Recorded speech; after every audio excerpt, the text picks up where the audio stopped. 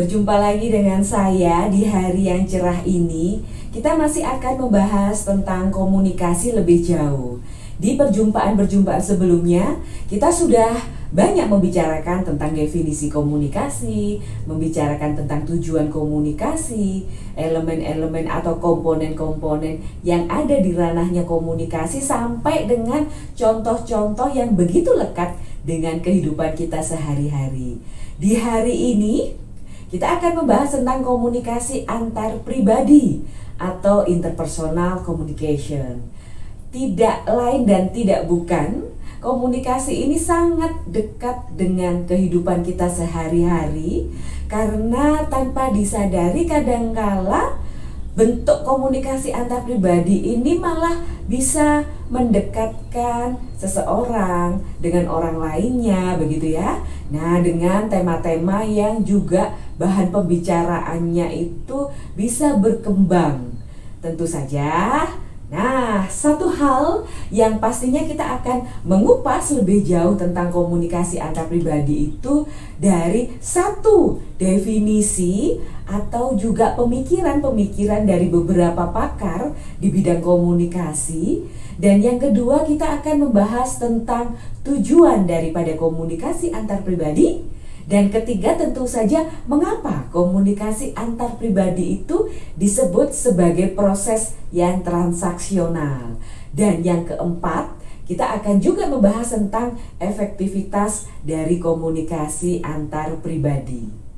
Mengawali dari definisi, tidak lain dan tidak bukan, pemikiran-pemikiran tokoh ini banyak sekali.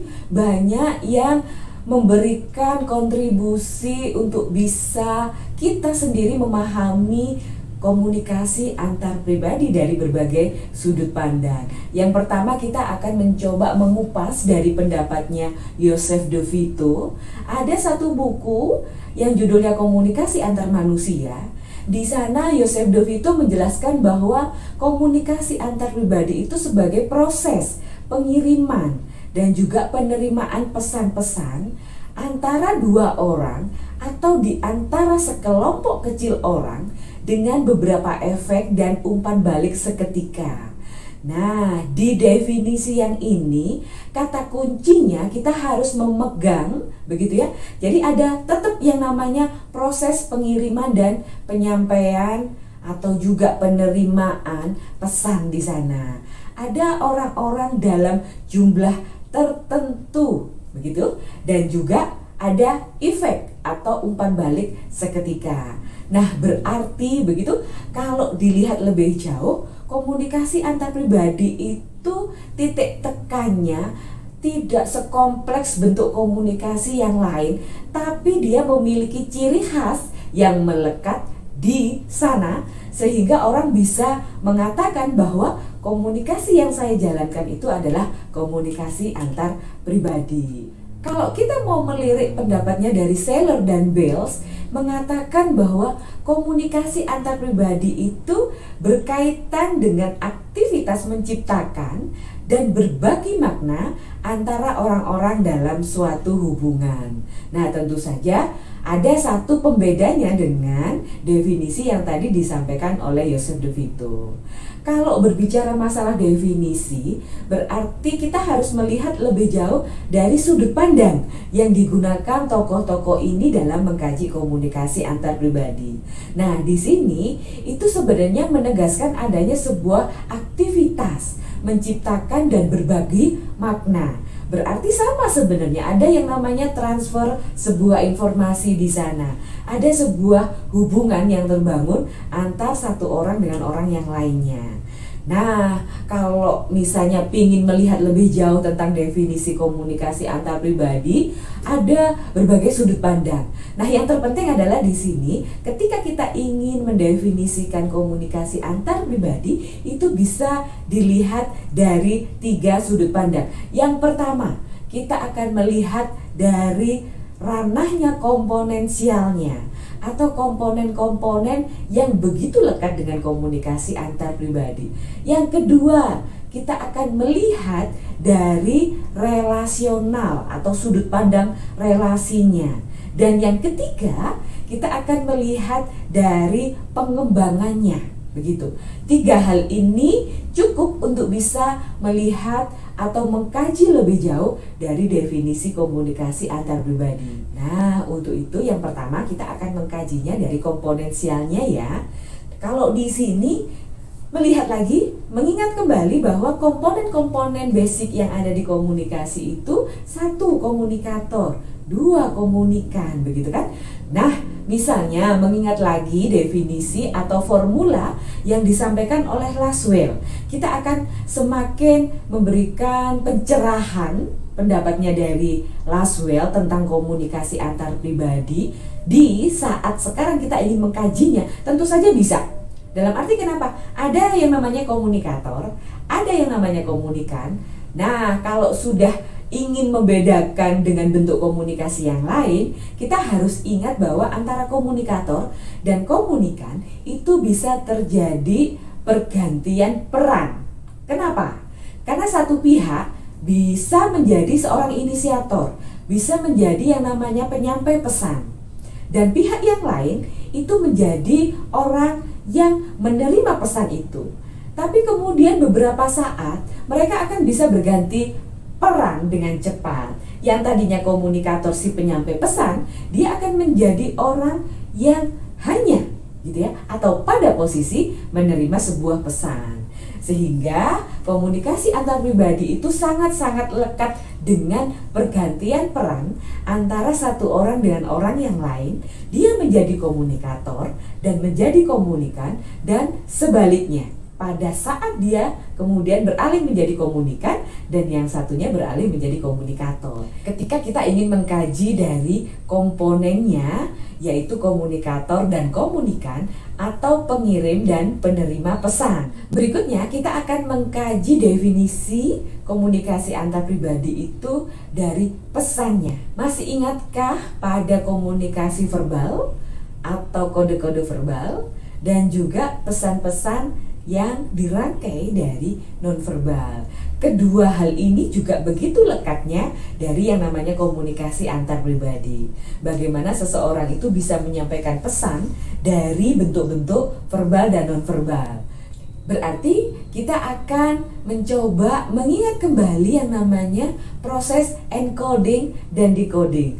Bagaimana seseorang itu mencoba merangkai, memformulasikan sebuah pesan. Nah, di pihak yang lainnya tentu saja dia harus mencoba menerjemahkan pesan dari komunikator. Nah, proses ini memang tidak mudah. Tapi ketika ranah komunikasi antar pribadi itu kita berada pada posisi itu, kedua hal ini akan bisa kita jalankan karena biasanya komunikasi antar pribadi itu sifatnya juga natural. Berjalannya adalah begitu saja dengan enaknya, sehingga orang-orang yang terlibat di sana itu seakan-akan tidak mau menghentikan yang namanya proses komunikasi yang sedang dijalankan. Nah, kemudian yang ketiga kita akan mencoba melihat saluran yang digunakan pada komunikasi antar pribadi. Tentu saja karena jumlah orangnya terbatas begitu ya, atau jumlah orangnya kecil, maka biasanya komunikasi antar pribadi itu sangat lekat dengan yang namanya saluran tatap muka secara langsung. Tatap muka itu berarti mensyaratkan perjumpaan antara komunikator dan komunikan yang saling berhadapan-hadapan. Pada kondisi sekarang ini tentu saja komunikasi tatap muka secara langsung itu ada medium perantaranya, begitu. Jadi namanya adalah komunikasi bermedia, tapi medianya adalah media-media yang memang bisa digunakan pada komunikasi antar pribadi. Kalau orang bisa memandang yang namanya komunikasi melalui medium handphone, melalui saluran-saluran yang itu sudah diperbolehkan untuk kemudian kita mendefinisikan bahwa saluran itu bisa digunakan untuk komunikasi antar pribadi begitu. Nah, juga komunikasi antar pribadi kalau dari komponensial ini tidak bisa lepas dari yang namanya noise atau gangguan. Baik itu gangguan yang sifatnya fisik begitu kan, gangguan psikologis begitu, atau gangguan semantik begitu. Karena biasanya satu orang dengan orang yang lain itu pada posisi yang beda-beda ketika menjadi komunikator dan komunikan. Kalau gangguan fisik sih kita akan bisa melihat itu misalnya dalam aduh hujannya deres banget sehingga kok mengganggu ya, suara saya nggak kedengaran. Atau kita agak semakin tidak nyaman ketika pada posisi kita berkomunikasi dengan teman kita atau orang lain begitu.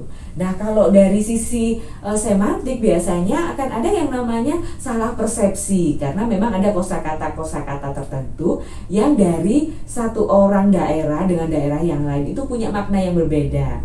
Nah kalau ingin mensiasati yang namanya noise, tentu saja kesiapan dari orang-orang yang terlibat dalam komunikasi itu harus bisa didedikasikan sedemikian rupa. Jadi tidak lagi pada persoalan tidak siap atau belum siap menerima komunikasi yang kita jalankan begitu ya, atau kita melakukan proses komunikasi yang sedemikian rupa. Nah tentu saja ketika kita sudah mengawali proses komunikasi, noise atau gangguan-gangguan nanti yang akan ada di depan kita itu pasti akan kita bisa siasati sedemikian rupa. Nah yang berikutnya adalah akibat atau efek itu sendiri. Jadi seseorang ketika sudah berkomunikasi tentunya akan ada sesuatu yang beda. Nah perbedaan-perbedaan ini ketika tadinya dia tidak tahu, menjadi tahu atau bahagia, semakin bahagia begitu, itu biasanya akan terlihat secara langsung. Nah kalau sudah menemukan keasikan dalam komunikasi antar pribadi, tentunya dia akan menginginkan untuk terjadinya proses komunikasi antar berikutnya, episode berikutnya dengan orang yang sama. Atau ketika ingin dia melakukan komunikasi antar pribadi, pasti menemukan sebuah formula yang sangat menarik di sana. Jadi itu kalau kita ingin melihat definisi komunikasi antar pribadi dari komponen-komponen yang lekat dengan itu. Nah yang berikutnya kita akan melihat komunikasi antar pribadi itu dari sisi relasional. Jadi orang yang tadinya tidak dekat bisa menjadi dekat, yang tadinya teman bisa menjadi sahabat, yang tadinya sahabat bisa menjadi peningkatan relasinya itu terlihat jelas begitu. Jadi ini yang menarik dari komunikasi antar pribadi. Yang tadinya dari biasa saja itu kemudian menjadi luar biasa. Nah, peningkatan dari tahapan-tahapan yang ada dalam proses komunikasi antar pribadi ini juga bisa menjadi definisi tersendiri ketika kita ingin melihat dari relasionalnya. Ada relasi yang terbangun dengan peningkatan sebuah hubungan di sana. Yang ketiga, kita akan melihat dari pengembangannya. Biasanya seorang komunikator atau komunikan itu sudah bisa mengetahui posisi masing-masing. Nah, kalau pengembangan begitu ya, itu biasanya ada peningkatan, hampir mirip dengan relasional. Kalau di sini pengembangan itu yang sifatnya impersonal, akhirnya menjadi interpersonal karena ada proses bertukar pesan di sana. Jadi komunikator maupun komunikan itu sudah ada yang namanya prediksi-prediksi tertentu untuk bisa menentukan bentuk relasi yang dibangun. Jadi pengembangan itu bisa dari faktor-faktor psikologis. Ada nama yang dia sudah pegang, ada kesenangan, ada pokoknya dia bisa lebih tahu siapa komunikan yang akan diajak berkomunikasi. Biasanya prediksi-prediksi yang dilakukan itu sifatnya untuk mempermudah komunikasi yang dijalankan. Berikutnya kita akan membahas tentang tujuan dari komunikasi antar pribadi. Dan yang harus diingat, masing-masing orang punya tujuan yang berbeda-beda ketika ingin menjalankan yang namanya komunikasi. Tapi sebenarnya komunikasi itu ada memiliki satu tujuan bersama yang ingin diraih ketika komunikasi berlangsung. Nah, di ranahnya komunikasi antar pribadi, seringkali dibilang tujuan yang pertama itu adalah mengenal diri sendiri dan juga mengenal orang lain. Biasanya kan orang itu akan semakin yakin terhadap dirinya dari penilaiannya orang lain. Begitu juga dengan sebaliknya, orang lain bisa semakin sadar tentang siapa diri dia itu dari penilaian yang juga dilakukan oleh orang-orang yang terlibat dalam komunikasi. Dan yang kedua adalah tujuannya adalah mengetahui dunia luar, Mengetahui dunia luar ini kalau kita bisa melihat definisi yang pertama tadi kan, orang punya bidang pengalaman yang beda, orang punya rujukan yang beda, sehingga nuansanya seakan-akan kita dibawa untuk bisa mengetahui dunia luar yang tadinya kita tidak pernah membaca, kita tidak pernah tahu, kita tidak pernah mendapatkan informasi itu, ternyata bisa loh itu disampaikan oleh lawan bicara kita. Dan yang ketiga tujuannya adalah menciptakan dan memelihara hubungan menjadi lebih bermakna. Kalau tidak salah, komunikasi antar pribadi itu asik kalau masing-masing orang itu bisa menciptakan situasi komunikasi yang kondusif, yang happy begitu. Jadi tidak salah kalau memang tujuan yang ketiga ini tercipta di sana, menciptakan dan memelihara hubungan menjadi bermakna. Dan yang keempat adalah mengubah sikap dan perilaku. Sadar tidak sadar, ada proses di mana kita ingin mempengaruhi orang lain, dalam tanda kutip tentunya ya, lewat bahasa-bahasa yang kadangkala tersirat maupun tersurat begitu. Jadi kadangkala kita meyakini seseorang, kita meyakini sebuah informasi, kita meyakini terhadap sebuah hal, itu juga atas pengaruh dari orang-orang yang kita ajak berkomunikasi begitu. Sehingga kalau tujuannya itu memang mengubah sikap dan perilaku, terjadi secara sadar tidak sadar begitu. Dan yang kelima itu ada yang namanya bermain dan mencari hiburan. Kalau lagi susah, kalau lagi banyak pikiran, ngobrol saja sama teman yang lain. Nah, sepertinya seperti itu sih kalau orang itu bisa bilang bahwa tujuan itu adalah untuk bermain dan mencari hiburan. Karena biasanya ada empati yang dibangun di sana. Ada orang itu semakin mengenal orang lain dan segala macamnya. Dan yang terakhir adalah membantu menciptakan situasi-situasi yang lebih menarik ketika kita ingin berbicara masalah komunikasi antar pribadi. Oke, selanjutnya kita membahas tentang komunikasi antar pribadi sebagai proses transaksional. Ada 3 hal yang harus kita perhatikan ketika kita ingin mengkaji tentang hal tersebut. Yang pertama adalah komunikasi antar pribadi sebagai sebuah proses. Yang kedua, komponen-komponen dalam komunikasi antar pribadi itu saling tergantung atau interdependensi. Dan yang ketiga adalah para pelaku dalam komunikasi antar pribadi bertindak dan bereaksi. Nah, kita kupas yang pertama dulu ya. Dikatakan komunikasi antar pribadi itu sebagai sebuah proses. Nah, dalam hal ini dijelaskan bahwa komunikasi antar pribadi itu merupakan rangkaian tindakan, kejadian, dan kegiatan yang terjadi secara terus-menerus. Jadi komunikasi antar pribadi itu sifatnya adalah dinamis, bukan statis. Artinya apa? Segala sesuatu yang tercakup dalam komunikasi antar pribadi akan selalu dalam kondisi yang berubah, baik pelakunya, pesannya, maupun lingkungannya. Seperti yang saya telah jelaskan di depan bahwa posisi komunikator dan komunikan itu akan bisa bergantian. Begitu juga dengan pesan yang ingin disampaikan. Nah, yang kedua adalah komponen-komponen dalam komunikasi antar pribadi itu saling tergantung. Dikatakan bahwa setiap komponen dalam komunikasi antar pribadi itu mempunyai kaitan baik dengan komponen lain maupun komponen secara keseluruhan.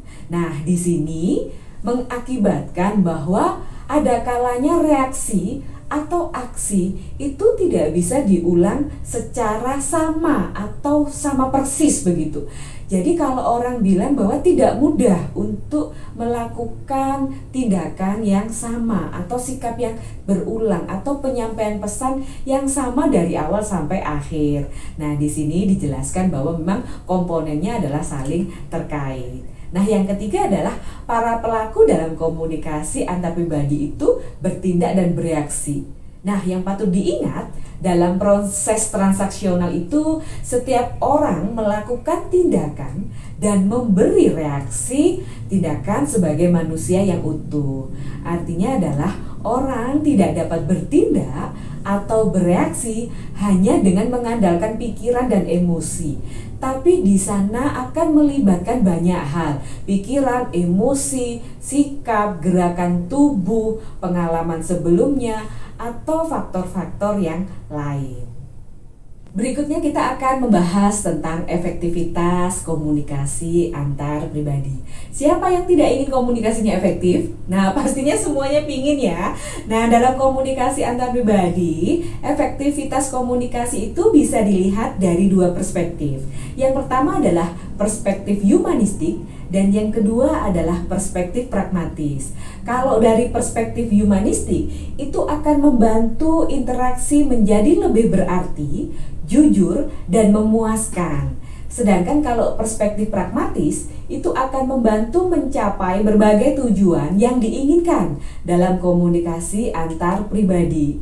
Dua perspektif ini memiliki sub-sub yang berbeda begitu ya. Antara komunikator dan komunikan setidaknya memiliki atau menyadarkan diri untuk bisa memunculkan beberapa kondisi yang nantinya akan bisa membangun komunikasi yang efektif. Di perspektif humanistik, antara orang-orang yang terlibat di sana harus memiliki yang namanya keterbukaan. Yang kedua adalah harus memiliki perilaku suportif, kemudian memiliki perilaku positif, empati, dan juga kesamaan. Kalau ini bisa berkolaborasi dengan baik, pastinya nuansa komunikasinya akan lebih berwarna. Nah, kalau dari perspektif pragmatis, tentu saja satu harus memiliki yang namanya keyakinan atau bersikap yakin. Yang kedua, ada kebersamaan. Yang ketiga, ada manajemen interaksi, kemudian ada perilaku ekspresif, dan juga ada orientasi kepada orang lain. Jadi kalau dalam komunikasi antar pribadi itu, jangan hanya mementingkan keinginan dari diri sendiri untuk bisa didengarkan orang lain ya, tapi kita juga harus memahami, mencoba menerima apa yang juga diinginkan dari komunikan kita.